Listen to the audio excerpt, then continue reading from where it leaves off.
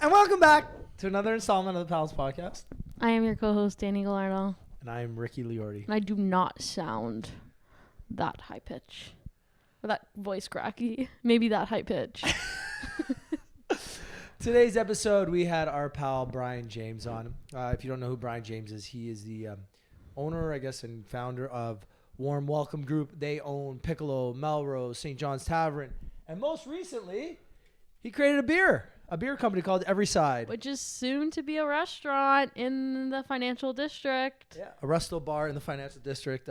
He's a good pal of mine that I met. Resto Bar Brewery. Resto Bar Brewery. Brewery. It's a brewery. You see, but when you say brewery, it just sounds like a place that just makes beer. So you got to say like Resto Brewery or Yeah, Bar but like Brewery. I think like the actual term for it is brewery. No, but there's most Actually, I don't know. It's a good question because I thought most breweries don't also have a restaurant. This is both, right? Like a brewery, a resto brewery. I don't know. We're gonna ask Brian what he calls it.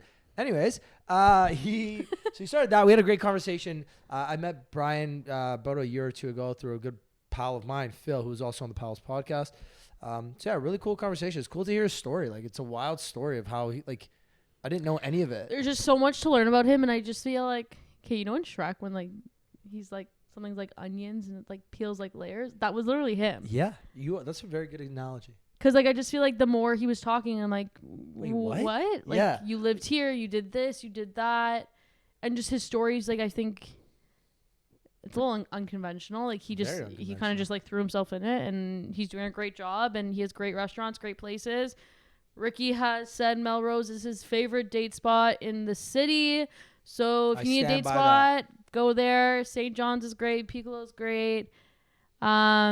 Paradise Grotto. Paradise Grotto forever. It's also very fitting that I'm doing my Chili Willy run this Sunday, and we're starting at Piccolo and we're ending at St. John's. So, really cool. Brian, thanks for being a pal. Thanks for coming on. Thanks for all the merch, the beers, and everything too. And we cannot wait to come try out the new restaurant brewery, whatever we're gonna call it. Yeah, and the beer is amazing. So everyone, if you see it, check it out, try it. And what do we say, Rick? Let's fucking go. Woo!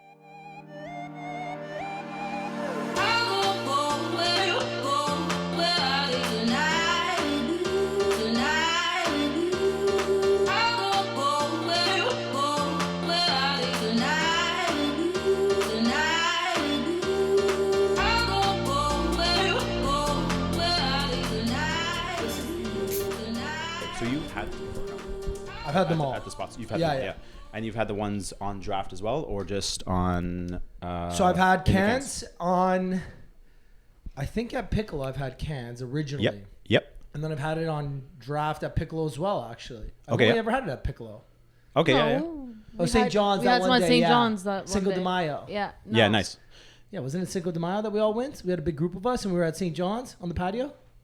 That too, but we also had some at the event behind Paradise Grotto. Oh yeah, Paradise Grotto. Yeah, the Everyside event. In September. Ryan Shep, yeah. Ryan Shepard's event, that was awesome. Yeah, we had that there too. Yeah, you would have had all three of them there, or just randomly all. I know I've had probably the IPA probably the lager a bunch of times. The amber, I might have only tried once just to try it. Yeah. Wait, do you guys have flights? Not yet. No. Okay. At Everyside we will. Yeah, and so it's a fun product right now. Truthfully, these are a little higher in ABV. Is this good? Yeah, you're good. Yeah. Look into the mic. Yeah, so these are actually higher. This one is as well is actually about 6%. Although the can does say 4%. The next production run is everything's going to be 4%. Okay. Yeah. So we want to be in that kind of like really approachable, easygoing kind of space to give people what they want. You know what I mean? Like when you're having. Like we're in a time right now where like lower ABV is kind of like, I don't want to say trending. It's just like a smarter choice. You're able to do a little bit more. You're still going to have a little bit of a buzz, but like you don't need to get hammered, destroyed. Yeah. You don't need. You know what I find? And everyone who's tried it said the same thing. It's a very like easy drinking beer. Like you can casually sip this very easily. Yeah. Which I love it. And even like before this, I was never like, and I'm still not a huge beer guy, but when it's nice and light, and I only really drink light beers. I don't drink like Guinness. To me, I can't fucking stand the heavy beers. I can't drink them. Yeah. But a nice light beer, especially when it's sunny outside, too. Like. Yeah.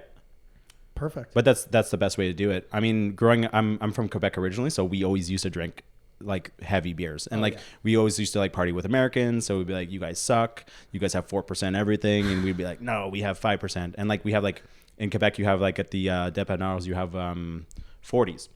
And the 40s go to like 5.1, 6.1, 7.1. And then we'd go to 10-point fun. And we get like 10-point fun. 10-point fun. And then two of those when you're like 16 and you're just absolutely slosh. Yeah, it was always this thing. And then you get to this point, you're like, that's not what I want. I want to actually like enjoy what I drink. And then there's a lot of like beer companies now that like go almost too far in like flavor, and that's where we want to go. Super classic. Far is subjective. Like I actually really appreciate all these people who do these things, but for us, we just want to stick in this kind of like middle ground to make sure that people have and enjoy their product. And then that funky cool stuff, like kudos to those guys. I'm gonna support those guys too, because like that's the whole point about Everyside. It's like, as you know, like it's working and building and continuing on in a community that like does that. Where'd the idea come from? Like, obviously you're in the hospitality space. You're a I was restaurateur. just about to ask, where did the idea for beer come from? Like an actual beer company? Yeah. It's always been this weird dream. I think for a lot of guys, maybe girls as well, I'm not sure, would always be like, I want to own a beer company, or I want to do this and this. And it hasn't been a really like massive push for me to get into this space. But the actual part that got me to this space is obviously having all my restaurants. So I have this opportunity at some point, whether it be through owning a farm and making my own cheese, or owning the building and being able to rent to myself, some form of a vertical integration that like would obviously take things to the next level. The beer just sort of fell on our lap because we actually ended up being offered a space in the financial district, which was an old Three Brewers, which is also like it's this perfect kind of middle ground in the area in the financial district, because Three Brewers is actually, although it's kind of, it's not as popular as like maybe King Taps or Cactus or Local, these other places. It's got a space. It's got a great space. Mm-hmm. I do think that they have a lot of opportunity for where they want to be, but they have like 90 stores in the world. They're obviously doing something well, but they don't sell their beer to anybody else. It's a company that just sells Three Brewers to Three Brewers for people who go to Three Brewers. And so for us, creating this space was like, okay, we're going to take over the space. We're going to get the equipment back in there. We're going to create this amazing restaurant like that kind of like would compete or rival with anything else in the area at a little bit more of a higher level, like a fast casual, but not super cheap. I don't know, still approachable. Just like, I don't want to like talk shit about like other restaurants. But I do think we want to be in that still approachable kind of mindset. We're not going to be like Black and Blue. We don't have like $50 or $100 steaks and stuff like that. Yeah, it's a place that like, if you're wearing casual clothes, you can still walk in, not feel stupid. Like, totally. I know a lot of the places in the financial district, if you walk in normal clothes, like let's say you're just walking through, or you're going to a Leaf game or a Raptor game, and you're not like, you're wearing a jersey and not a suit. Yeah. Sometimes you can feel awkward in those places. Totally. Yeah, and people look at you a certain way. You know, I know I used to live basically in the financial core. I lived at University in Wellington, and my first condo I ever lived in. My roommate at the time was in commercial real estate, so he was a suit. Yep. And every Thursday after work, he'd be like, "Hey, put on a suit and come meet me at Earl's." And I'm like, "Why would I put on a suit?" He's like, "Well, what are you gonna wear?" I'm like, "Jeans and a t-shirt." He's like, "You're gonna be so underdressed, bro. Don't do it." So I'd literally put on jeans and a button-up just to go to Earl's across the street just to go drink home. And I'm just like, this is so stupid. Yeah. I would never wear this, but I would have to dress up to go to the bar. And then I'm like, fuck this, I'm not doing that. Yeah, it becomes this kind of weird space, and we want to like, I'm notorious in the summer, especially for like wearing flip flops and just like, I pretty much wear the same thing all the time. Basically, this is what you wear. But with flip flops and a toque in the winter. Yeah, and I mean, look, like flip flops in the financial district, definitely a little bit lowbrow. Like it's definitely down there, and I'm okay being the worst dressed person in my space. It's totally fine. It's your space. You can do it. It's my space. I do whatever I want. But no, we wanted something to be like, yeah, exactly like that. Like if we're going to be wearing what we're wearing, we want to go to the game, we're going to be there. If we want to be suits, for coming off from like the lawyer's office, which is there. You also have Bay Street, which is right there. Young's down the street. Young's right there. Tourists. You got a couple hotels. So hotels are just people. All kinds of people come from the hotels. Fairmont's right there. The Fairmont is there. Hilton, Sheridan. Yeah, they're all great spots. they're awesome spots. I don't know if like even from a tourist perspective, like there's a lot of people who stay in those spots who don't wear suits, but they might be just a little bit more dressed up because they're downtown. They're traveling, they're tourists, or they're here for business. But I even know because my sister used to work at the Fairmont, and people used to always come to them and say, "What restaurants do I go to?" Yeah. And they always like would suggest the ones right next door, Cactus King Taps, and then I guess Walrus came about afterwards, and they're like, "Oh, if you want something a bit higher end, then you go to here." So it's like, you get so many different types of people in that area. Yeah, and that's sort of like how the voice that when we were talking to our design team about this, like where the name kind of came from was Everyside. Like we wanted to kind of like convey this space where people would be comfortable in suits. Maybe the ultra rich, if you're expecting like a $200 whatever, you're not going to get it there. But we are literally in the TSX building or the TMX building. So when people go and ring the bell and they launch on the TSX, like we're right next door. We're going to be casual. We're going to be that spot where like there's still going to be people with suits, and then you're still going to have people that are going to go to the game in all their jerseys, and then you're still going to have like industry people. Your sister, is it your sister? Sorry. Yeah. Those are the people that I'm also like. We are part of how I built my kind of career was like working in this industry and being an industry person and like having industry style restaurants that always kind of come to these places. So like sticking around with like those people, like I want to meet your sister to be like, come to our place. She's a lawyer now, so she's a suit. Boring. She's still coming to the restaurant. That's awesome. Because like, look, like they need a place to drink after work. There's a shit ton of traffic in the city. So it almost pays off just like having a beer and then waiting for, maybe not drinking and driving, but having a beer and then taking an Uber home. Yeah. Or taking the train home. And then right after that, like at the end of the day, after the game, you have industry people who want to have a drink, and that's where we're going to be. It's just like between where you're at now, like you have, what, 3 venues or 4 venues on that one corner, John and Adelaide. Yep. And you guys basically dominate that corner. Now you're kind of venturing off to your first area outside of that, which is nice because your crowd and a lot of your target market is in that corner, but there's also a large target market that's not. Yeah. That you guys can easily approach, where people who might not always go to that corner, now they've got a different spot to go to, where it's like, a lot of people are always in one area. Like, Ossington people, they're always on Ossington. King West people are always on King West. But sometimes people venture off. And I find the financial core is one of those areas where it's bumping at lunchtime, it's bumping right after work. Then you also get the pre-concert, the pre-sporting event crowd too, because like, Scotiabank Arena has events 200 nights of the year, I think. All the time. So like there's always people looking for something to do. Yeah. I do think that there's going to be, I'm now venturing rather than going to sort of the Ossington kind of style. Like I had Bar Poet before this, and there's like all the kudos to the family that's over there and like the staff, the partners and everybody that's involved. That place actually taught me a lot about community as well. Cause like Ossington and Queen West like has a wicked community that just go to those restaurants. Mm-hmm. They're all some of our favorite restaurants. They're all awesome spots. Getting those guys to go to John Street is actually super challenging because like we're past Spadina for people. Which if you're Queen West, like Spadina's you're not going. Far. Yeah. Yeah. That Spadina is super far. Even Bathurst is far. Yeah. Bathurst, like no one's coming to the studio here. It's like, and you're right on the corner. Yeah, it's far. I don't know why. Like Trinity Bellwoods is like this like invisible force field that just like keeps people west. And then so getting people to. But it's like also people downtown don't venture north of Queen.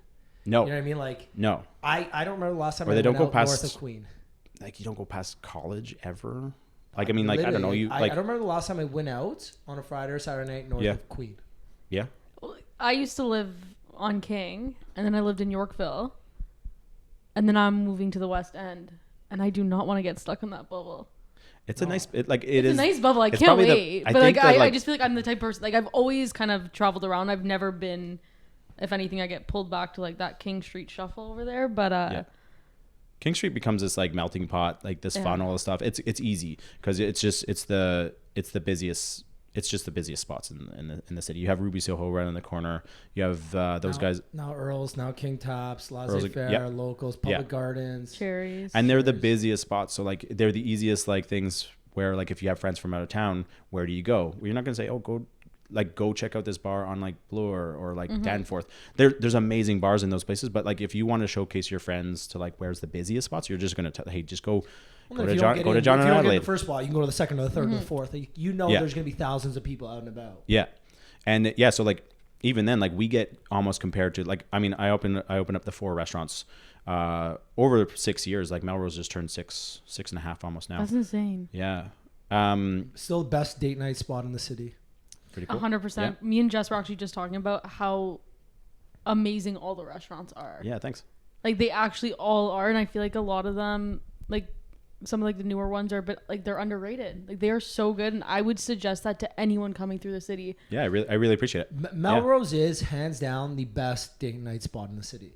Thanks. Old school hip hop music, candle lit. The food is phenomenal. The drinks are great. Yeah. Like even the vibes, like the bottles on top and stuff, like the big stained glass. I don't know if I ever showed you. I had like a TikTok from Melrose go mega viral. Really? Maybe like 2-3 years ago. Cool. Someone took a video of him like outside of the window.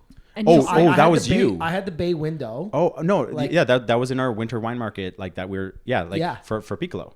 You're down there or you're up? No, you're up I top, was up top in the window, like on a first date. and some someone literally creep just like, did that. We Yeah, were like holding hands underneath the table or whatever, like just like No being way. cute. And first date, legit. yeah, And this guy comes up, he's like, I know it's gonna be really weird, like I don't even know how to say this, but like we saw you guys are so cute. Like we took a video. I hope this isn't creepy. Like just like I want to send them to you. And like they sent it. I was like, holy fuck, these are cute. And I made the TikTok, and the girl that I was with also does TikTok. yeah. And I didn't show her. I was like, yo, I'm posting it. You cool? She's like, yeah. And then it went mega viral. She's like, why didn't you tag me? Blah blah. Whatever. But it was, Then it I'll becomes show you official. after. It was like mega viral. Yeah, no, I know exactly which one you're talking about. We loved it. Like, I mean, we would have reposted it at times, and like this was like this like those like kind of like those kind of serendipitous moments that kind of organic, happen. yeah. That just happen. Yeah, Melrose is it's everything that I love, and it's old school hip hop, vibey music, Food's all phenomenal. candlelit, amazing snacky food, Mediterranean, so everything's like healthy. Yeah. Amazing cocktails. Our bar team is amazing right now. I love that spot. Yeah. Yeah. Wait, I go before there. we I go there. before I we go on there to the these, least. because I do want to get into all these. Before on Everyside, what are you more excited about, the beer company or the restaurant? Because it is a brewery. Yeah. Well, it's a resto bar brewery. Yeah. Beer company. Yeah. What are you more excited for? The restaurant is home, so it's I don't know, I'm gonna have a split answer here. Like I don't know if I'd have one or the other. One's a challenge. I don't have a product that I can actually go and sell to people, right? So I've never done that. I've never kind of like launched anything to kind of go and sell to other people, so other than a restaurant, so a brick and mortar style space where I'm actually really pumped about that challenge. So I've done this will be my 13th or 14th restaurant that I've opened. And over the years I've bought and sold and whatever. But the restaurant's home. The restaurant's just cozy. It's like it's an embodiment of what we want to do and what I am and what all of our friends are, all of our investors, and all of our staff. Like it's for me, like it's always creating that kind of like that brick and mortar, like kind of like home space. I don't know how to say that No, it makes without sense. sounding I know what you're weird. saying, yeah. So the restaurant, although there's a lot of challenges in the restaurant, I'm the least worried about it, because I do think I think it's a great location. I've done this a couple times, and it's a great location and it's a great concept. I'm super pumped about it. The beer is probably the most exciting part of it, because then now I can kind of take it to different places. It doesn't have to live in one spot, which is actually kind of really neat. I can now connect with, if I want to go to Muskoka, I can go there. If I want to go, at some point with distribution, I can take it all over Ontario. And then if things go well nationally and stuff like that, but that's obviously some crazy, like that's some bigger dreams, but it's kind of cool now to be able to sell it in other people's restaurants, and sell it in my other restaurants. And yeah, so I don't know. I don't know which answer is like. I get what you're saying too. Both is, in a different world. I do appreciate now, having a product and having a product to sell. It's just a different business. Yeah. I've been doing restaurants since I was like 13. So 22 years now, 21 years now. So now this is the first business outside of kind of restaurants or being a receptionist or whatever other job that I've had in the past, or caterer. That's now, it's still like industry, like hospitality adjacent. Oh yeah. It's 100%. just a product now. So I think cool. everything you're doing right now is great. Like for those listening, me and a friend have a small little tiny piece of this too. And like, it's because of you guys, like you, Phil, obviously, like the rest of the team, and Yeah. like I'm drinking your Kool-Aid, man. What you guys are selling, I'm buying. I think you guys do a fucking phenomenal job. Like Piccolo, Melrose, St. John's, Paradise Grotto, the food's good, the vibes are good, the drinks are good. Like what you guys build, and like obviously you're the leader of this team, but what you and your team have done to that corner and to like that area is unbelievable. Like a lot of the events you guys have, a lot of the little things, like even the branding on these. I know you're not a product guy, or you weren't. Like the product looks phenomenal. Okay, I was just saying this. I was just staring at all of them, and I also love how the colors are all different but the same on the bottle. You incorporated this Everywhere. color in here, but everywhere. they're all like very earthy too, and it's so like, I cohesive. know that's gonna align with the venue and like. Yep. Are we allowed to talk about what the venue's kind of gonna look like in the inside, like the big tree in the back? Big tree in the back. Yeah, like, we can talk about stuff. He said it before he said if you could talk about Well, I it kind or of looked not. at him. He didn't say Talk no. about so- how awesome things are. Yeah, you look talk at me about like, how no, awesome you things can't. are. Yeah. But no, Yeah, just there's like no- everything you're doing, I think is fucking awesome. And Thanks. when you're like an outside investor or something, like you buy into the people, right? And like everyone always says that, but like products and businesses are one thing, but the people behind it are what make it a lot of the times. And what you and your team have done over the last, like I've only known you a short period of time, but what you guys have done is just unbelievable. So like to you and your team, great job on all this. I give kudos to like I love being part of it. I love kind of like steering the ship, but the ship has everyone's part of it. Like I wouldn't be here without them, and I'm really pumped. Like Phil's amazing, Jenny's amazing, Rachel's amazing. Our entire team has been absolutely stellar this whole time. Things kind of like change in our company as we go, and as any company would, and any company would. But like I'm very appreciative of like everyone's steps and efforts towards this. It's a crazy space to be in. Like taking over like a 10,000, like it's an 8,000 square foot restaurant space in the financial district. That's insane. 2 stories, like 3 different Two areas. stories. It's plus an additional 2,000 square foot patio. It's one of the biggest in the area. It's a large endeavor.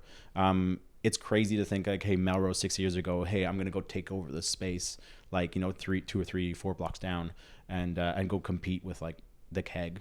Sounds pretty crazy. I didn't. That wasn't my dream, but now that I'm here, I'm like, oh, this is kind of attainable. Through time, obviously. What's with Everyside specifically? What's been the biggest challenge so far? Were you gonna ask that too? Literally reading my mind today. Get out of my What a mind. line. Everyside the restaurant or Everyside the beer? We'll do individually. Everyside restaurant and then Everyside beer. Biggest challenge. Everyside restaurant. Although I really appreciate all their efforts, the landlords are amazing. But this is like a $1.5 billion building, and it's not just tearing up some private landlord's place. So like A little bit different than St. John's Corner. St. John's Corner, although St. John's as a whole is it's owned by Allied. It's owned Isn't by it Heritage too though? Heritage, yeah. But the building's owned by Allied, which is also like a whatever billion-dollar company, whatever. They're pretty okay with stuff. Like I have to make sure that the plans there's not a lot of approvals with them. It's an old building that they're like, okay, we're gonna eventually probably tear this down and rip it up and rebuild.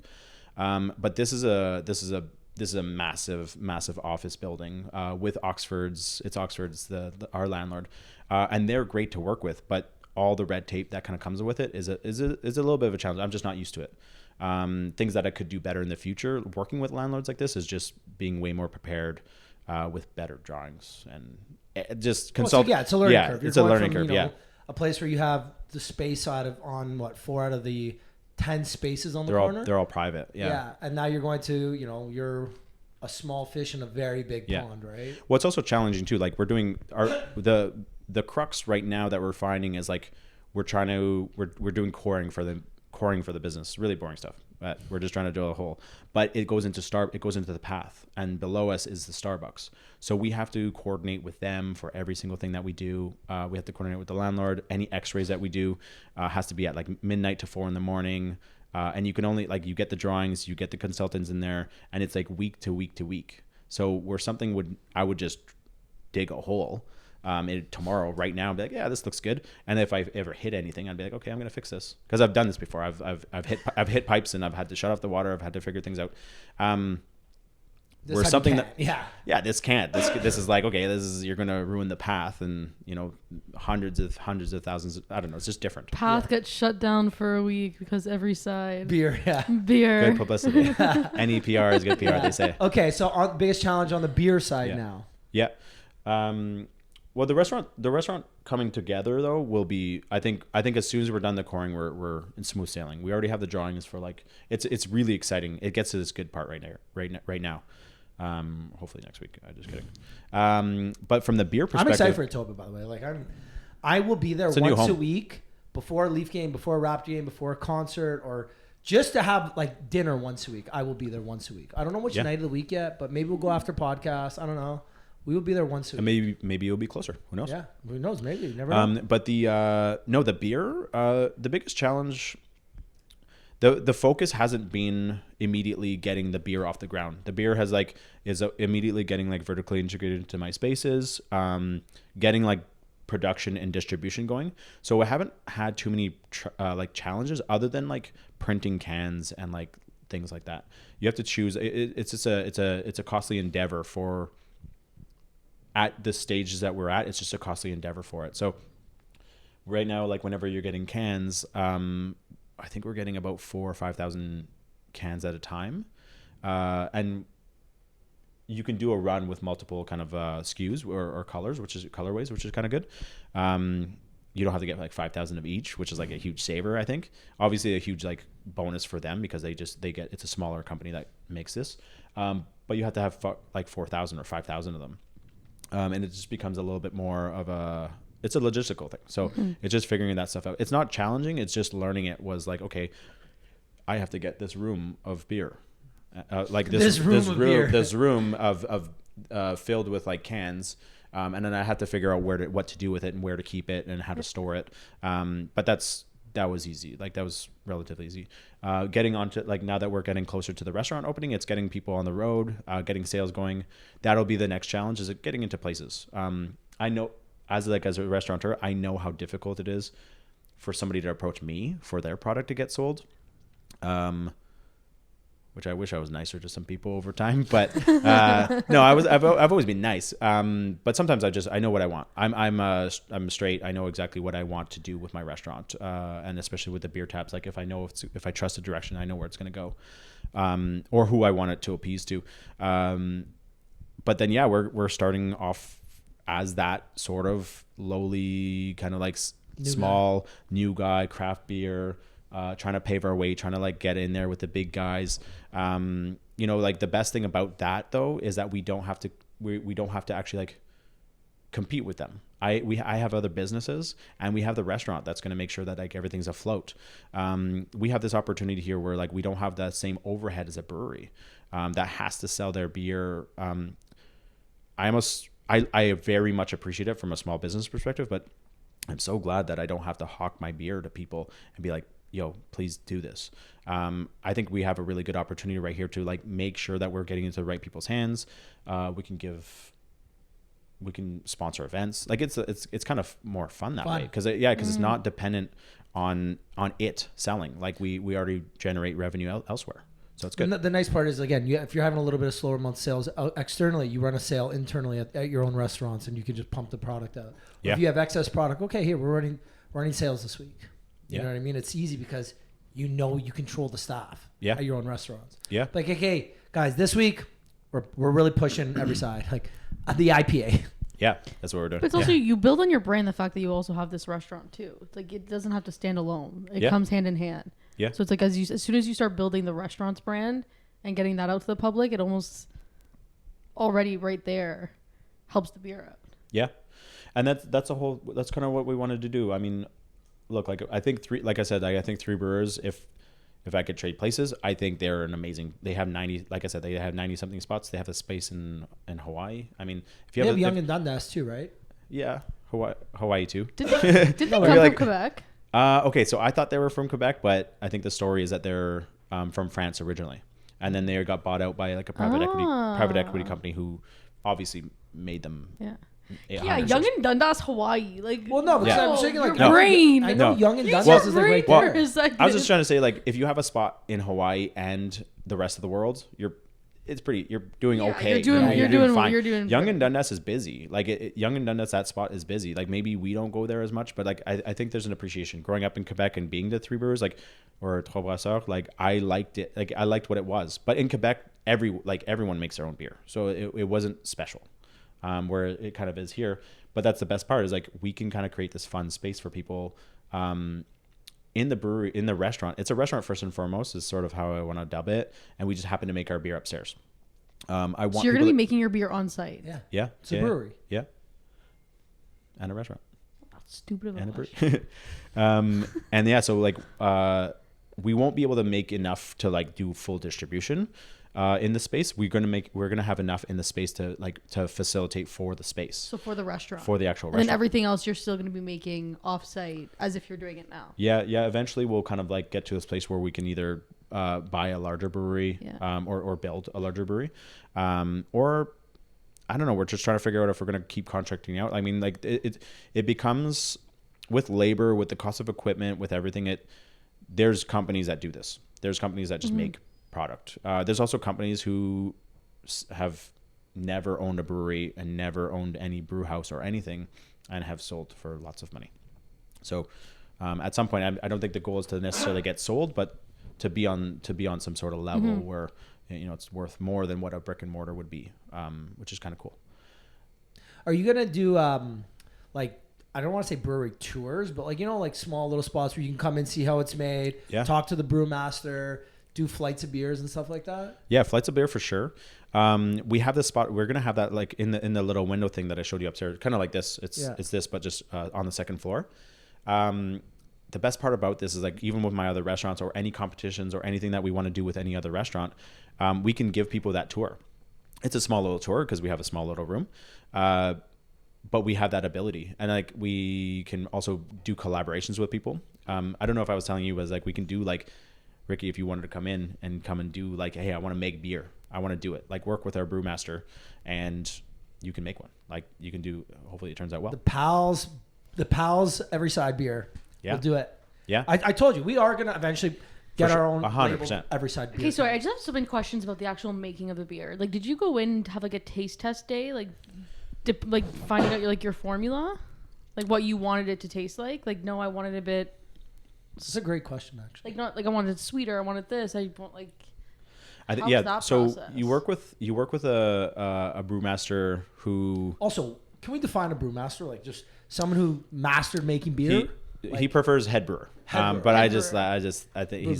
Brewmaster sounds very wizardy. He's at the moment, he's our only brew person. So he's the dishwasher to the brewmaster. He is the one. He's the whole line. He's everything in it. His name's Jamie. He's amazing. You start off, he's made beer. He's made a lot of beer. So he knows kind of like what to sort of like what direction, like with a little bit of direction, you kind of tell him or whoever, like where and what you want to do. You also start off with like comparables. So you say, okay, here's what's on the market. This is what I'm sort of looking for. As far as our space, like I want to get into, like, I really like from an easy, approachable, sessionable kind of style, like palette. That's where I wanted to go with this. So we had comparables to go with them. Nothing in our lineup has a direct comparable. Like they're all very unique. A lot of beers are very unique. If you like line up 45 IPAs, you're gonna have 45 different tastes. Your mouth might taste super weird after, but you're gonna like they're all gonna be really unique. And then you get to this place where we did about 3 or 4 batches before we said like we were really close to what we wanted to do. And then the third or the fourth, or this was it. This was one of them. This was the third, and the fourth one we said, okay, I want this, but I want it to be, 4% instead of 6. And then that one has one more small tweak into this next batch, and we're pretty confident that this is where we want to be. But it's hard to make a really good classic. Yeah. Or a really like kind of simple beer. I don't want to say like, I don't want to like undermine it. It's really challenging to make a good beer. You can mask a lot of beers. Like we do want to celebrate all these things, but it's easy to mask bad beers with a lot of flavor because you can do that. You can put raspberry, plum, triple hop, something, and all of a sudden you're like, it's not actually good, but we're going to do it. And some people do that. But we like, and I'm not knocking that. Because we're still going to celebrate that in our space. We still want the creativity in our space for these people. That's just not what we want to do. Part of the perks, like I bring up like 3 brewers often because I do think that they do something really well, but something that we're going to do kind of like against them. Like we're going to have other breweries. Restaurant first, we want to have 44 taps.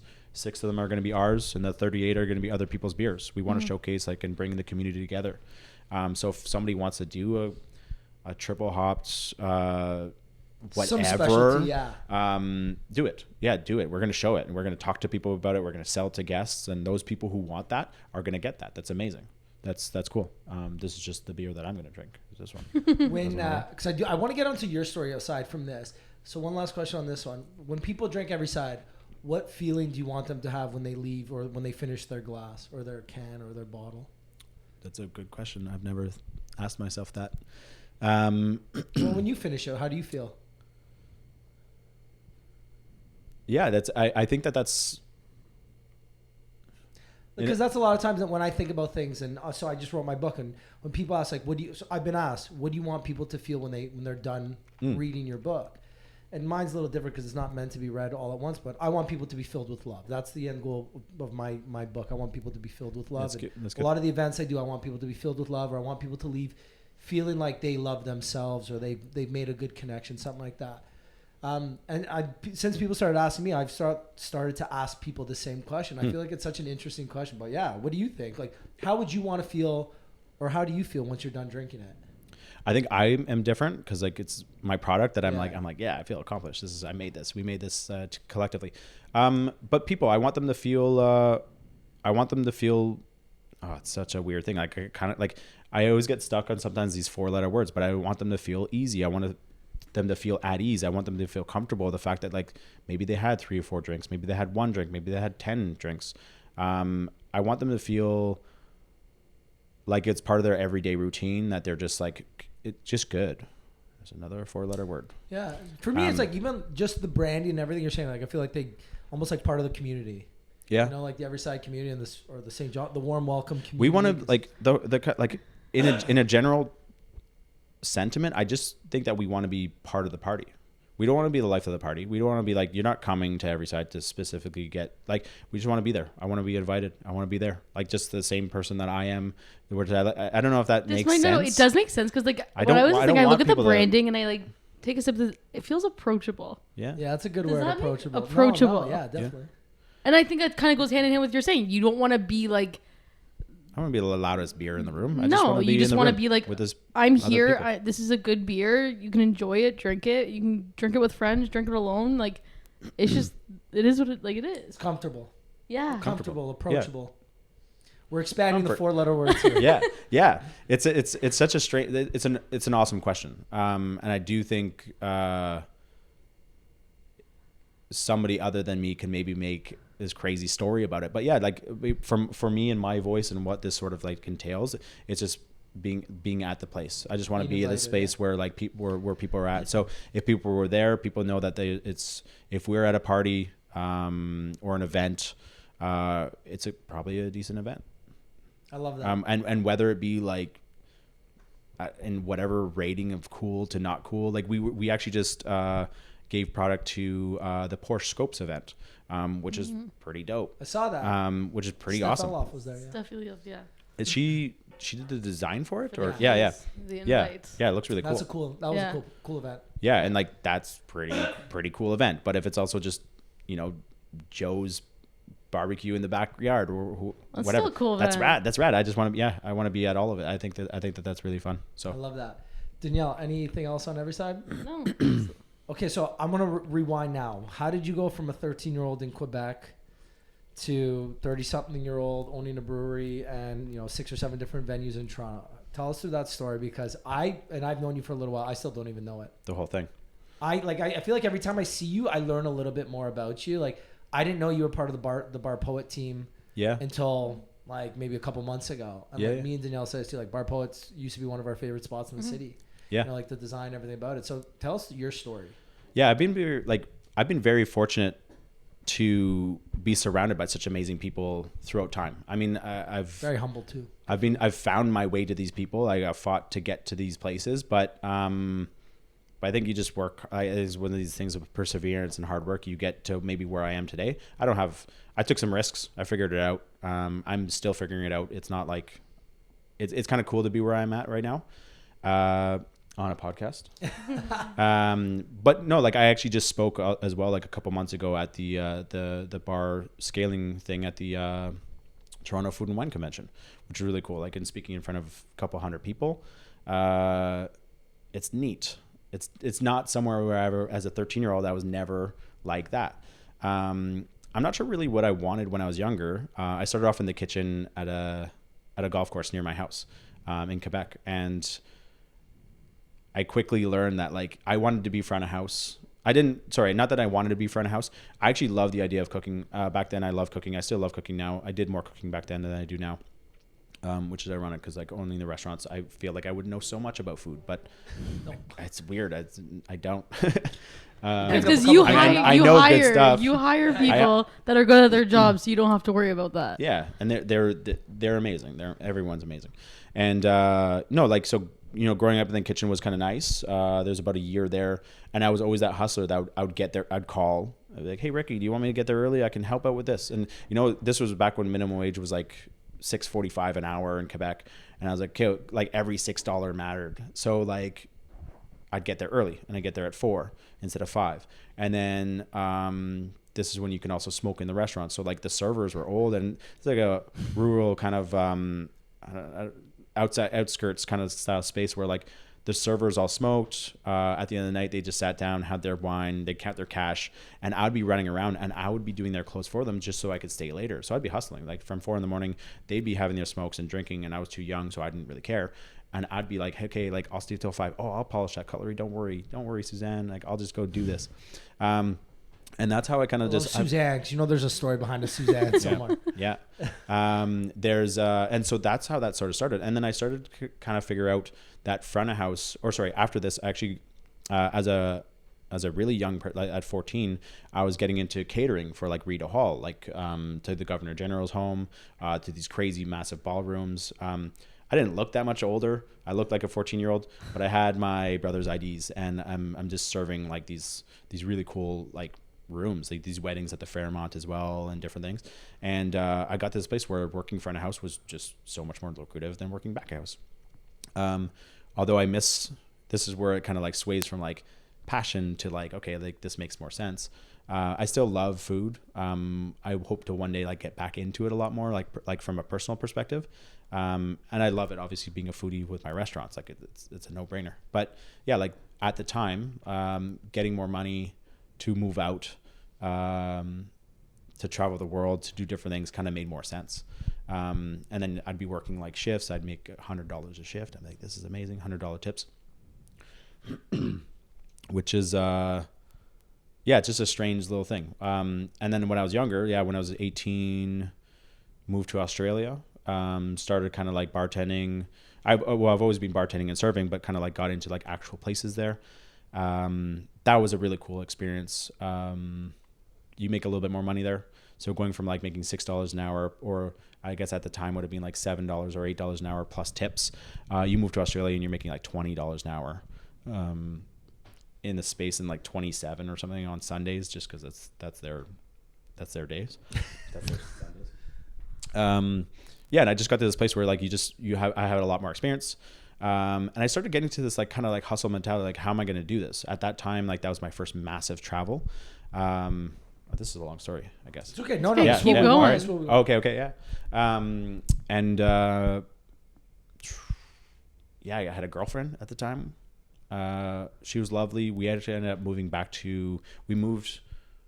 I moved back home long distance for a little bit, and then we both moved collectively or together to Vancouver. So that was the first time getting to Vancouver in 2010, just after the Olympics. You know what's so funny? I had no idea that you were in Australia or Vancouver.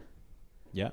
Well, my life. I used to have something new. Yeah, I used to have hair. Like, I used to do so many things. There was a lot of things that I used to be. But it's the coolest thing is, like, it's one of the things, like, I don't post on Instagram that much anymore, and I don't really go on Facebook anymore. But I loved what it meant, because when you look at your old photos, you know, when you're like, here's a memory from 17 years ago, and you're like, what the fuck?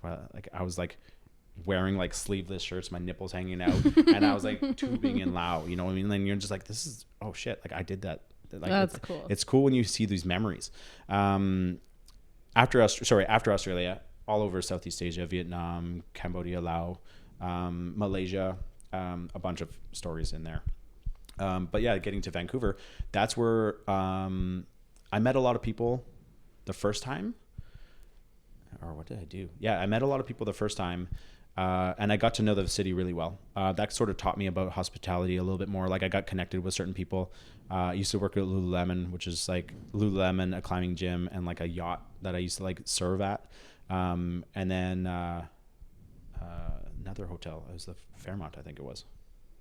Right along the water. I can't remember, Weston or Fairmont. I can't remember exactly which one it was. And then we ended up moving back home, working. Just I don't know. This is a weird. I don't know where I'm going right now. How did I get from there to here? No, yeah. So you've just traveled the world. So what did we got? Probably so you were 13 when you started, 18. I'm 20. Then you went to Australia 21 now. Okay, so you're 21 now. So yeah, I'm 2021. And you've already been in Australia and Vancouver aside from just home in Quebec. Yeah. Now you're back home. So I moved back home I bought a place in Quebec. Quebec's a lot cheaper. So it's just way better for that. No appreciation though. So it depends on from your investment perspective, what do you want? But yeah, we bought a place, stayed in one side. I had another side, so I rented out the other side. But yeah, I'd go work downtown. That's where I worked in the Fairmont in Ottawa. I worked at the National Art Center, the National Art Gallery, and just did all these events. You make pretty good money in catering. And I just saved up my money and went and traveled. So before I moved to Vancouver the second time when I was in 2013, I'd already been to like 27 countries. Oh wow! Just backpack, just live like a bum. It's the best. It's the best. I don't Agreed. ever want to travel. Late teens, early 20s, yeah. Like now, it's a little bit tricky to do that. Yeah. You know, like we're a little bit older now. It's tough. I could still rock hostels now. I have a girlfriend now, so like it'd be a little bit more weird. If you could have that hostel vibe, but like have more private spaces for like, I just want to sleep in peace. I don't want to like figure out if somebody's going to steal my wallet, you know, like or whatever they're going to do. I think that's an awesome thing. Like, I still think there's like an avenue for that at some point. Maybe we'll chat about it another time. But no, yeah. So like ended up traveling the world, quite a bit. What did I do? Then ended in Vancouver the second time. No, I just made enough money. Like I've always made about like $3,000 to $5,000, and then I would go travel. So basically $1,000 would get me anywhere. $1,000 back then would get me a return flight anywhere. And then I would go figure it out. So I'd either go somewhere and work, or or the second time in 2013 or late 2012 to 2013, I was going to go move with my other buddy from Australia and go meet him in Norway.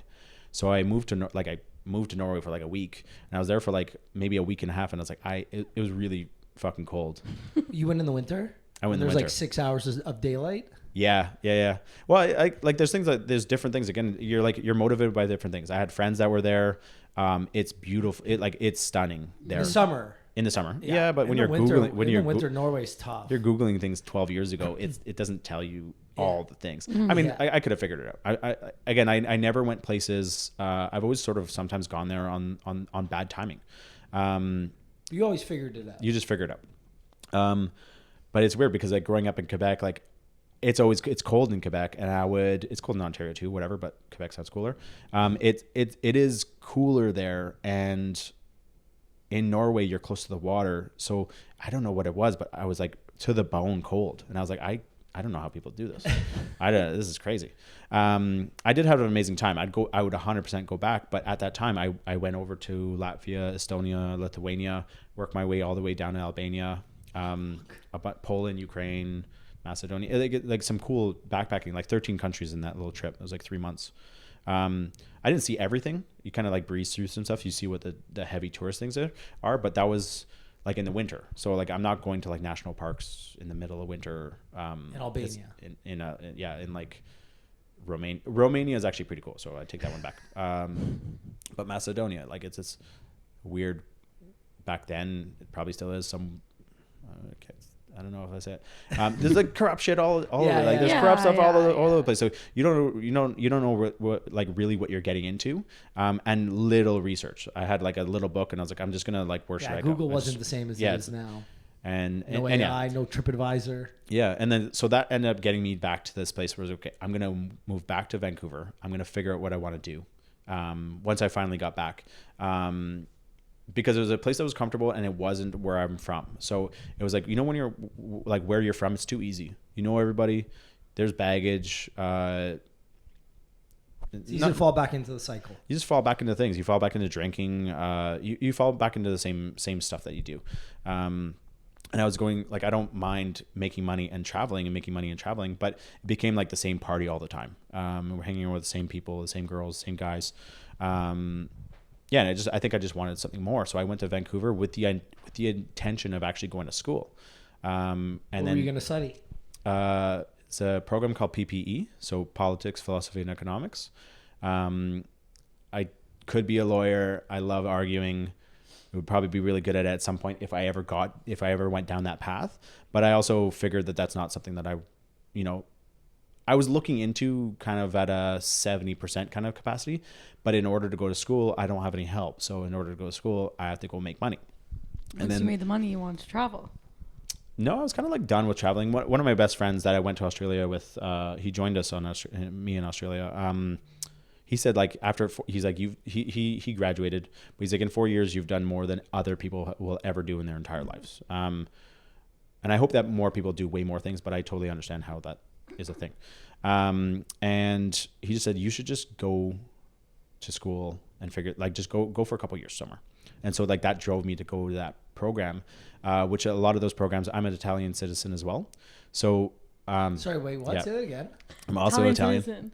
I thought I heard that, but I was like, did he just say that? So a lot of these programs. How are you an Italian citizen? On my mother's side. Okay. Actually skips her through my grandmother. Okay. Which is perfect. It's great. If you ever want to go, we can go, and I can. I'm trying to get my Italian citizenship as Do well. it. I just found out I through my couldn't get mine. grandparents. Through Do my it. grandparents. My grandparents. Yeah, because it's really easy if you have people born there. I would say like if you haven't, do it before you can't. You don't know what the fuck's happening in the world. It's always nice to just have a European passport. Yeah, like I can get my Irish and I can get my British as well. But look at Brexit. Like look at Britain right now. Like you're 100% right. it doesn't actually change anything. Like if I had it, you would have it, but you don't know what's going on. There's also wars that are happening right now. It depends where you're from. Mm-hmm. But yeah, so like this program has a program in UBC, and then it has a bunch of a lot of these programs actually come from the UK. And then there's programs in Spain. There's there's certain ones. I'm sure it's more. I haven't looked it up in 10 plus years, so I'm sure this program is like now even bigger, even bigger, especially with today's political and economical climate. So I went there and I was like, okay, I don't have any money, so I have to go work. And then I said, okay, I'm going to go work. What are some cool concepts to kind of like, or what are some cool places that I'm going to be? And as I'm applying for jobs, I'm also sitting at places and saying, okay, well, I actually know the market in Ottawa. Like I could go and open up. We'll figure it out. I could maybe pull something off and go to Ottawa and go open up something. Again, with no money. So I wasn't like, I don't know, like so that's everything just just takes. Like, where are we still going? Because you still got no money in all this. Like, yeah. That's the whole, like nothing really makes sense. Your path just sort of takes you somewhere. And then the whole idea was to say, okay, like how can I take out a loan? Again, super naive. I'm going to go open up a restaurant for like $100,000. Like I don't know. You can't do that, by the way. I mean, you can get lucky. You can kind of figure it out. Like Melrose was on a shoestring budget. But it's small. It's a 60-seat restaurant. So, but yeah, that was the whole thing. So when I ended up in Vancouver, I ended up at a couple restaurants, was L Furniture Warehouse. They're kind of like offshoots. One of them was called the Capital. I think it was the first year that they opened, maybe the second year, and they had just opened up after the Olympics. So, or it was a couple years after the Olympics. So, it was just a really good vibe. It was a good spot. Like L Furniture Warehouse, classic now. Yeah. They've expanded across Canada. I'm proud to say that I was part of that. So where I went to the Capital to say, okay, I'm going to write down, like I had notes in my phone at the time about like what this place did, what they did well, what their music was like and so forth. I actually ended up at some point, I never actually ended up working for them. I worked for little, like nightclubs and different places around. And then when I heard that there's a couple dudes who are bringing the concept to Toronto, I actually just hopped on a train, moved to Toronto at the same time, and through my connections, which I had met, I think, at the clubs, but we didn't know each other. I had actually like gotten introduced to them here and had some private meetings to say, okay, I want to invest. How to do this? And so like, that was that at 24. That was that sort of thing. That was like, okay, I'm going to do this for a little bit, make some money, and then maybe go back to school. And maybe I'm still thinking like that might be the thing. Like I love learning. I think it's the coolest thing. But right now I'm at this place where it's like, well, I'm so far down this entrepreneurial path that I'll do this for a little bit longer. Yeah, you still have a lot of learning to do. Like you can learn so much. Even like look what you're doing with the beer right now. Yeah. Yep. Even though like you're doing it, you're not actually physically in school. You're still learning throughout it all. You get to a different place where you get to a different place where you can learn. Mm-hmm. You're like, it's not paying to learn, but you're. Yeah, school of real life. School of real life. You learn how to run a business. Mm-hmm. I never knew how to run businesses before this. And even at the warehouse, I didn't know everything. I did a lot for that company, but I learned a lot of things outside of that company when I finally took in things. What is WSIB? Why do you have to pay that? You don't learn, like, no one teaches you how to actually open up a business and what like registrations you have to have, what permits you have to have. They can teach you the theoretical practices behind it. Yeah. But it's a completely different ball game once you're entered into the real life. Yeah. There's like the step by step of what you're responsible for. You're like, oh shit, like I actually have to do that. Like so even in my family business, we're in construction. We talked about this the other day. We said a lot of the biggest construction companies in the country, the owners, the CEOs, the presidents aren't engineers. They're probably not. They didn't go to school for construction. Yeah. They learned because their dad taught them how to dig a hole with a machine 50 years ago. Mm-hmm. And they thought, okay, this is a good idea. Let me dig a hole for somebody else. Let me dig a bigger hole. And then that's like some of the biggest, in my industry, that's what they did. They're just people that learned from the school of hard knocks, right? Like it's really that simple. You say, okay, well, if I can go out and sell holes now, I can hire somebody to go do those things. How much do I have to pay that guy? How much do I have to make? Well, it's like, fuck, I lost money on this hole because of this. Yeah. Okay, so now I got to know to charge that next time. Like, yeah. It's like first party I ever threw. So I used to be in hospitality before. And we booked Avicii's first headlining show in Canada. Really? In London, Ontario. No way. Yeah. Paid $7,000, $6,000. That's a steal. When I tell you our line items for Avicii, it was Avicii, $6,000, transportation. Our budget was $500 for transportation. And rider, we didn't know it was on the rider, but we knew there was a rider because we heard stories about riders. So we put like $500. That was we had 3 line items, I think. Yeah. We're like, we're gonna make a killing. We could sell tickets for he get his own $20. hotel. We're paying him $7,000. He can get his own hotels in it. Yeah. Maybe we had hotels line item. Yeah. So I remember me and my partner thinking about like, okay, we can sell 600 tickets at $20 a piece. We're gonna make $12,000. $12,000 minus I think our costs were like $8,000. We're gonna fucking make $2,000 each or something. Yeah, and as kids, that's good money. Yeah, it was fucking great money for one night. Yeah. I think out of all the parties we ever threw, we made the least amount of money on that party because we just didn't price our tickets properly because we're just like, oh, we're gonna make money. $20 to see $20. And the problem is, dude, it's like $4,000 to go see Taylor Swift right now. We printed $20 on the physical tickets. Yeah. So it's not like we could sell them later. Like we could not go back on the tickets. Yeah. We sold 600 tickets, 600 hard copy. There's no online sales back then. This is like 2009 or something, 2010. And we just were thinking, how the fuck did we miss all these line items? Like, you learn.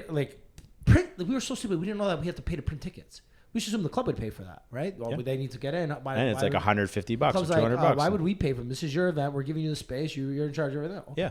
Confetti and CO2. We didn't know that was a fucking cost. Like all these other things that we just assumed that just magically show up. Anyways, but yeah, we made fucking next to no money on that party. Yeah. Well, next party, obviously, made a fucking killing. I like where you're going with this because like those are those stupid little things that people don't know. People have no idea. And so when your burger costs $20, because it's 2024 and inflation and all of these things happen, you have to pay for so many of these little things. Like all these things are taken into account. The best thing is like fuel surcharges now. Yeah. So like in my business, like fuel surcharge is a massive cost now. Yeah. Because huge. Fuel went up in the last 5 years. It's gone up 20-30%. Yeah. Well, it's like, okay, somebody's got to pay for that. At some point, that cost gets put out. Yep. Okay, minimum wage went up. Okay, how does that affect everybody else? Union, everything goes up. Yep. Okay, who pays for that? The end customer has to pay for it eventually, right? Yeah, like I think I'm learned like bad businesses, and this is where mom and pop shops sort of like, not that they're bad businesses, but they don't feel like they're going to increase their prices because eventually like the customer's not going to come because it's expensive and so forth. But you actually have to play the game and you have to increase your prices. If you stay low, like I'm straight up right now is a challenging time for a lot of restaurants. I think we're going to go through like a really challenging winter for a lot of places. Some of our favorite places, like on Ossington, different places, like I know that this year wasn't the best for a lot of people, especially the hospitality industry. This is not a secret. Well, I think a lot of people too are still recovering from COVID and everything. Yeah. Like I'm an accountant, so I see like things every single day, and it's just like there's these ebbs and flows, and it's like okay, business might seem from afar that it's going well, but underlyingly things are getting more expensive, and it's becoming more expensive. And you have people that renew, like over the past couple of years, renewed their mortgages. Their interest rates they're coming down now, which is great, but they would have locked in another 2 or 3 year thing where could have doubled their rent. That's like $2 or $3 grand a month. For a lot of these, like everything in Toronto is $1 million. So you're looking at least like $2 or $3 grand a month for nothing for what you had yesterday. When you were going to restaurants, when you're going doing all these things, and all of a sudden you just can't go out anymore. So it affects restaurants. It affects restaurants are sort of one of the hardest things. They get smoked in these times. It's the first thing to go, right? It's the first thing to go. Yeah. But yeah, I think. But wait, hold on. Yeah, let's go back to Italian. I'm Italian. After this, so you bought into the first restaurant here in Toronto. Yeah, you got a small piece of the pie. Which one was that? Furniture warehouse. Bloor. Yeah, that was the first one. Okay, what year are we at? 2014. Okay, we're in 2014. You got a small piece of. So then when did take us from there to Warm Welcome now? Which Warm Welcome is your group? My group, my management company that oversees my restaurants. Yeah. This becomes a little bit faster. For about 5 years, helped that company kind of grow. Had pieces of the pie the whole way. We had 6 restaurants in Ontario. Helped them kind of open up, and some of the things that happened in Quebec as well. Really good friends with those guys too. We still talk all the time. That's that part. I learned everything through this company. Although I was part of a little bit of an ownership group. I learned how to run businesses. I mean, it was the most hands-on thing. It's not running one restaurant. It's running one restaurant really, really well so that you can go open up a second, a third, a fourth, up to 6. I never thought that my threshold was going to be like cool. Like I never thought I would go from like 24 years old, like being a small owner of a restaurant, to 28, having 6. I mean, it's no one thinks that. That's crazy. But yeah, you align yourself with the right group. You get very fortunate. You talk to the right people. And I think, I got fortunate. Like I said at the beginning of this conversation, was like, I think you work hard, and through perseverance, you say, cool, I worked my way to the top. I was the AGM, and then I became the GM. And then, yes, there was opportunity being kind of bred in this company, but I showed up every day. I made sure that things were done every single day. And I'm not the best. I'm not going to stand around and be like, oh, I'm the best operations manager at restaurants. Like I'm not. There's people who have way more experience than me, are way more organized than I am. I never learned to be organized because we opened up 6 restaurants in 4 years. You just can't. It's impossible. But I'm not unorganized. I'm organized to me. I know where everything is in my room. But other people are way more organized than I am. Shout out to Jenny, who's she's the fucking best. Okay, so where did Bar Poet come from then? Yeah, so Bar Poet was actually the second. So in 2018, I had sold all my shares. I had left. Good terms, everything was good. I was like, hey, you know what? I want to go chase and do my own thing. I don't want to open up more of the same ish restaurant. I kind of just outgrew it. I mean, I think a lot of us would have outgrown that concept. And so I wanted to go do things. I want to go learn about, like, part of Melrose was my partner and I wanted to go learn about, I don't go drink at warehouse. I have drank at warehouse, but Specialty for the most part, cocktails aren't a thing there. No, definitely not. Like sugary sour keys, you know what I mean? And they're fantastic. They're probably like the number 1 selling drink in the country. So, it's not a shit talking thing. I wanted to learn about cocktails. I wanted to learn about meats. I want to learn about cheeses. I want to learn about charcuterie. Which is just like the premise, because like my partner Jess and I, when we opened up Melrose, we went out every night and we just go eat pickish kind of like snacky food at different places. We go to different cocktail bars and still order the same drink. It didn't really matter. But that's what we wanted. We wanted something like kind of like low key, intimate, Melrose. We wanted Melrose. We made our dream kind of become a thing. It turned out to be pretty good. A lot of people did love it. And then at some point, I think it was when Melrose was about 6 or 8 months old, you know, like I get to this place where I just opened up, you know, in 4 or 5 years, I opened up 6 restaurants. This is the longest I've never not worked on another project. So at that point we had a good team. It was kind of running. I have the mental capacity to take on more stuff. So I had approached my old partners and some other people and some old staff of ours to say, hey, do we want to go and do this thing? It kind of became like I went and found the property. It was this awesome thing. I had to kind of sell it to them. Like it was this old, it used to be called Church. Before, do you remember that? Have No, you guys been there? I remember the name. I've never been there. I've never been in until we went and we purchased a spot, or we took over the spot. They had a flood in 2000, whatever year. There's like a big flood that happened. So they had a lot of damage. They just never really reopened afterwards. And so it was in the market for a while, and we ended up finding that spot. I never really thought that was a spot because it was all blacked out. It was just a different spot. They didn't have a good patio. It wasn't really like inviting, especially for such a bustling, like up and coming neighborhood. Mm-hmm. It had a lot of potential. And then that's where Bar Poet kind of like stemmed from. My partners and I, we created the menu, designed the space, brought on some amazing staff, and we just did what we did at the warehouse. We hired amazing people.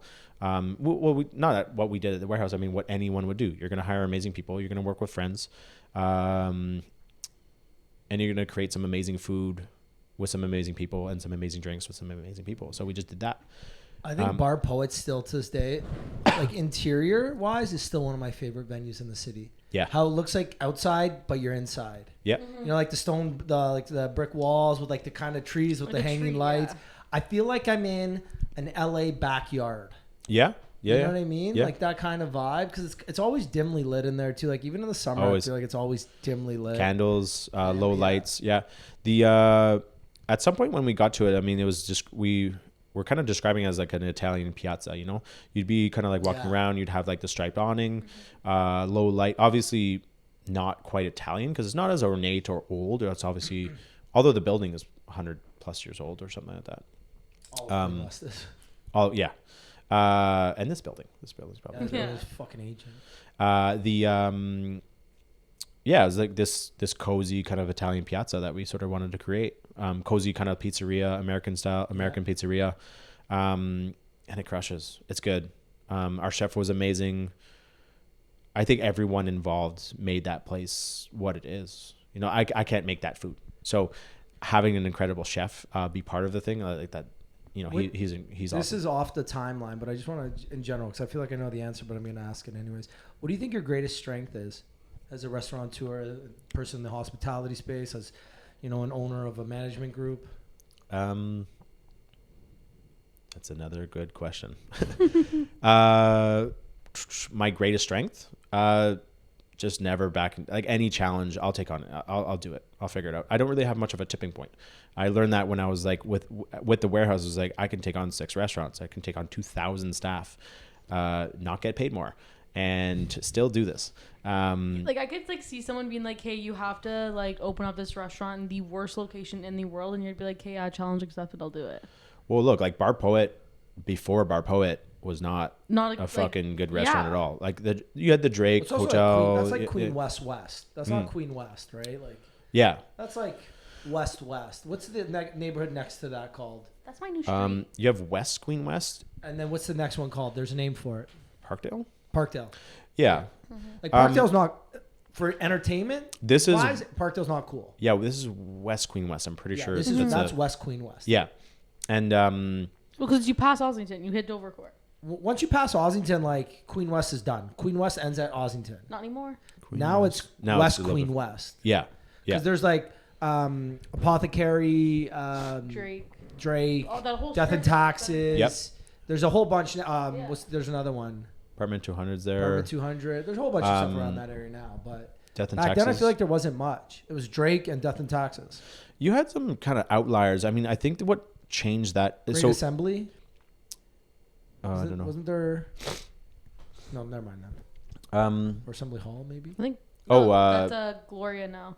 No, Astoria. the Great Hall. The Great Hall still Yeah, there. but used to be it's a bar? Astoria, or sorry, No. Gloria's now in there. Yeah. But yeah, like, so you had good restaurants and not. Actually, no, I'll straight up say, like, you had Dog and Bear. Oh, yeah, Before they built that building across the street, that area didn't have much. Like, it didn't have much. Dog and Bear was a spot. I know I'm talking now 2014, 15, 16. I'm not sure years, but they started. I remember when one of our partners at Poet at the time, Rob Dyer, I think he had a store or he did something in that spot, and this was this rundown little kind of like small strip mall, and everyone was really sad that like the whole thing kind of got torn down to go build these high rises. The Drake Hotel wasn't as busy. You had Brooklyn, you had Beaconsfield. They're good places, and they were around for a long time, but this is a different time. This is just the competition and prices and things. We're just in a different time.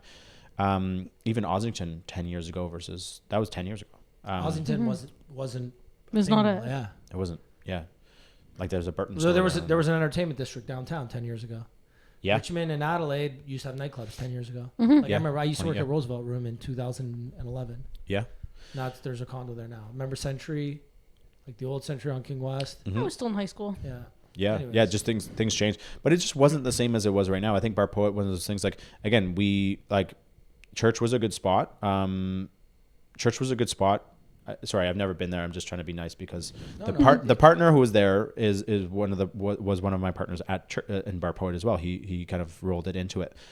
He's a great dude, but Church was like this kind of blacked out church with no character. It was a club in an area that needed a community. So, and same with Beaconsfield. Beaconsfield's a OG legend spot, and it's good for those late night people, but again, like you want to talk to more people, and you want to make sure that like people are still like coming to your space. I think Beaconsfield was an awesome spot.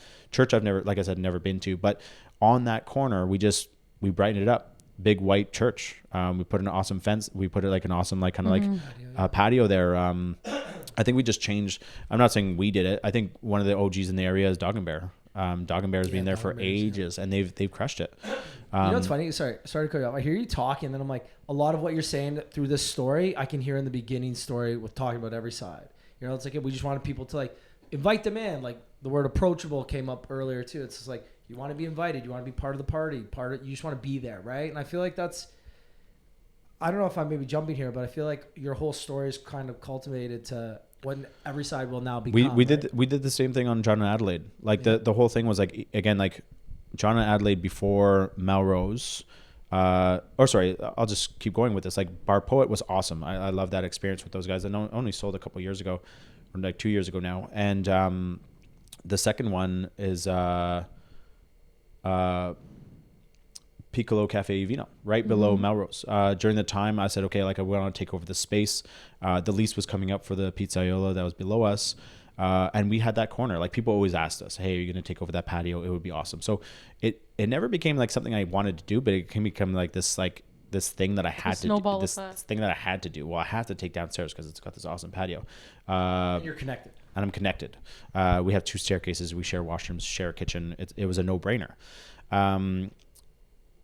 At the same time, during the pandemic, the Office Pub was closing or closed. And the landlord at the time, who's like a crazy, he's a larger than life kind of character. His name's Al Carbone.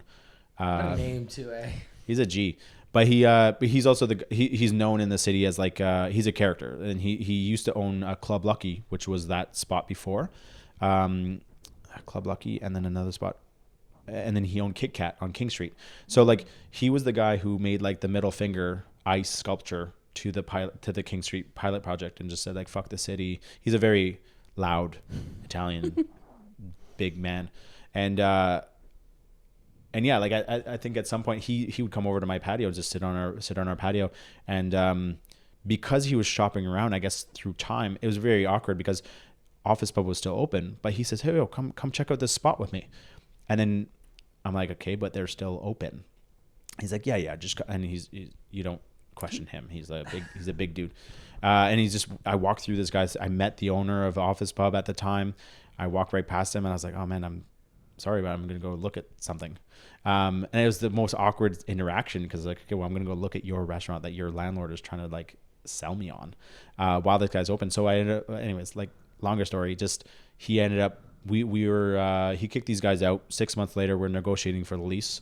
He ended up selling to Allied, and then I had to negotiate with Allied to take over the space. Now you've got basically and now I have 4 out of the 6 spots on that corner. You don't have the one between. I have four out of 5. Yeah, so there's time. Hooters you don't have technically. On the other side, yeah, but they can. Yeah, Hooters is classic. They're good. One of the best patios in the city. Untapped. Hooters. Yeah. Anybody listening? Hooters has one of the best patios in the city. It is. We look at it all the time. It's I've never been. Your patio at St. John's, 2nd floor in the back. That's pretty cool too. That's fucking cool. Yeah, that's pretty cool. And Paradise. Paradise is also one of the best. Yeah. Paradise was also Town Crier and Melrose / Piccolo have the same landlord as Paradise. So those guys own that whole block, that whole corner. And that's where they closed up Parlor, and I ended up taking over that spot. So this is a corner that had Parlor, a corned beef house, Pizzaiola, and the office pub, which, you know, let's be real, like these weren't busy spots. No. Good. Now a busy neighborhood. Like, it's a busy neighborhood. Yeah, like I mean, I can confidently say they were bringing 4,000 or 5,000 people a month to that corner, and now I'm bringing 20,000+ a month to that corner based on our numbers. Yeah. So yeah, it's different. I want to make a neighborhood. I want to make that neighborhood busier again. Like you have, and then you have other awesome restaurants like La Carnita's there, Fox and the Fiddle's there, Figo's been there for time. Mm-hmm. The Epic Hooters is there. The like almost only one Canada. Yeah, King Street. Like it's a good area. It's a good alternative to. It's also you also have like it's a bit further away from King West, but then you also have the Jays right down there. Yeah. Like I used to go to that area all the time. Very to grab dense. food and stuff before going to a Jays game. I never used to go there outside of Melrose. So this was again. So like creating more, getting back to like beginning is like how do you get people past Spadina, you like, or how do you also like meet new people in that area? It's a very like popular and dense area. Like population density is like really high in that area, some of the highest in Canada. So like it just makes sense to open up restaurants. But how do you make other options? So when you're done at Melrose, depending on where your date goes, do you go next door? Like maybe it doesn't go well and you don't go home or to another place, whatever you end up doing. You say, you know what, I'm going to go kick it with the boys at Tavern because it didn't work out. Or you go downstairs with her to Vino. And you have a good time. Yeah. And there's just so many different options that you can kind of do. There's a lot of people who just like, the Tavern is this a little bit more of a casual spot. It's a sport. It's a tavern. It's got TVs. It's got beer. It's a sports bar. You go there. You go there with the boys. You go there with the girls. You just have a good time. It's all good. I remember doing and it's casual. At the Office Tavern once. Yeah, the Office Pub, whatever. We're playing around with maybe bringing it back. Yeah, I used to do it there too. Yeah, because they had big room. Yeah, and then but yeah, like now we're speaking to, instead of just the romantics and the people who just the intimate people who wanted to go to Melrose, we're talking to like 4 or 5 different types of people. The 2nd floor of the St. John's Tavern has like it's an oyster house. Yeah. Different type of person who we have people who go there who don't go to Melrose. We have people who go to Melrose who absolutely don't go to the Paradise. We have people who go to Paradise who do, and then we have people who go to all of them every single night. Every single night, it's just another spot for them. And some of them don't know that they're connected, and some of them do. Some, yeah. Some people say, I fucking hate Melrose and I hate those staff, and they're like, it's all about the same thing. Same people. Yeah, same. I always find it funny and how some people say like, oh, I hate, like, but they don't know who I am or who they're talking to, and they just say things. I'm like, oh, interesting, and I love it. I love it. It's a way to improve, right? Yeah, like St. John's is full of expats. Not all of them are going to an Italian little coffee and wine snack bar. Yeah, it's just there's also people that go to Piccolo because of the Run Club. Totally, yeah, it's true. I'm one of them. Brian, we are nearing the end, but I actually want to I want to ask one question before we end off. What's one piece of advice you would give to your younger self? Like, I feel like we could continue talking to you for hours, and we'll definitely do a I part two. love hearing and learning about We'll do one at Everyside once it's open. We'll do an actual episode there in the brewery. Yeah, while we make then we beer. can do a tour, talk about it. Yeah, that's a good idea. But while we make the beer. Yeah, what's one piece of advice you'd give to your younger self? I don't know. Yeah, you're just nailing these hard questions. I should have brushed up on these. No, I'm just generally curious because even when I said what was your greatest strength, I thought you were gonna say building great teams. Because I feel like every story you've mentioned, you've always mentioned like I had these really good people here. I was doing really good things with this person, my partner. But which also ties in like the building the community, which I feel like you're doing with all your different spots. I've been very fortunate with my teams. Like I said, I think. I mean, there's like one or two is maybe fortunate, but now you've built 13 restaurants, right? Or you've been a part of 13 restaurants. So like. One or two might be lucky. 3, 4. Yeah. Humble. Just trying to be humble about it. Also, I told you the fire. Every episode we get the fire truck or an ambulance or something. That's the cue. That's like the red light. That's the cue. Okay, one piece of advice to your younger self. It'll all be okay. I think if I could tell not just myself, anyone, keep doing what you're doing. As long as it's not stupid, but keep doing what you're doing. Like it'll happen. Like you'll fuck up. Or you won't, and you'll get somewhere else, and you'll be in another spot where you're making that mental decision again. Like, am I doing what I need to do?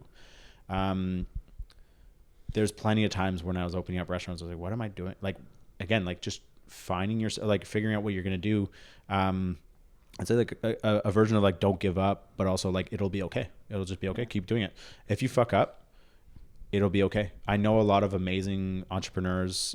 From my perspective, like I know a lot of entrepreneurs who have not succeeded, but they're, at the time it sucks, but they're great now. Whether you're doing real estate, how many times, like anything that you're doing takes time. Mm-hmm. It'll be okay. Go do something for time, whatever that is, and it'll be okay. You'll figure it out. I think that's like, I actually, like recently I saw a quote that hit me pretty hard. It said, every time in your life when you faced a really difficult challenge or task that you didn't think you were going to make it through, you did. And you're here now. And now you're facing another difficult task and you're doubting yourself. Trust your track record. Yeah. Like, trust the decisions you've made in the past because you've made it past every single time. You're still here. If you're still here, that means you've made it past them. So, like, trust your track record. Don't get worried about the decision. Like, you've got this. Yeah. And it fucking hit me so hard. I don't know why. It just makes sense. Because you're in the moment. You don't think everyone's very. It's a cerebral moment for people. You're not thinking like, how do I get out of this? Whatever. You're like, it's anxiety inducing. Like, how do you do this? That moment, it'll be okay. You'll be fine. I think if I could tell anybody that, like, just whatever happens, it'll be okay. I love that. Yeah. Brian, before we wrap up, if people want to find out more about you, where can they go? How can they find you?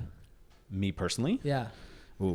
Or your restaurants or anything. Or my restaurants. Go to the restaurants that we mentioned. Go to the restaurants. I'm there most days if you want to actually find me. But no, go to the restaurants. The restaurants are like my heart and soul. Like I love what they are. The teams are. I wish I could spend more time with them. There's just so many things. I'm just working on so many things right now. I miss actually just working in the spaces. But go to the spots, go check them out. If there's any feedback, let me know if you have a good time or not a good time. Support small local businesses and people who are making moves in the community. I love that. I think that's the best thing. Like, there's large companies doing things and there's small companies doing things. Just support everybody. We've asked this question to almost 300 guests now. You are one of 2 people to not give your Instagram when we asked this. Justin Lakeen, one of our buddies, gave his phone number. Yeah. Like, people want to find out more about you and what yours. Like, oh, just call me. Here's my number. We're like, okay. And now you're the first person that's ever said, come visit us. Just come talk to me. Yeah. But I think we'll make sure we share your. Sorry, go ahead. Actually, before I cut you off. No, I mean, I wanted to build amazing places so that you go to those places. So I don't want a following. I have a lot of followers. I just don't do that. Well, it's funny because you actually, like, after Run Club, you know how many times I just see him just sitting on like the bench outside Piccolo, just like having a coffee on his phone. Oh. Just like casually sitting there. It's 9 a.m. on a Thursday. So this is a neighborhood person. Yeah. Say hi to like 45 random people that walk by every single day on their way to work. Yeah. And I know everybody a lot of people in the neighborhood. Approachable.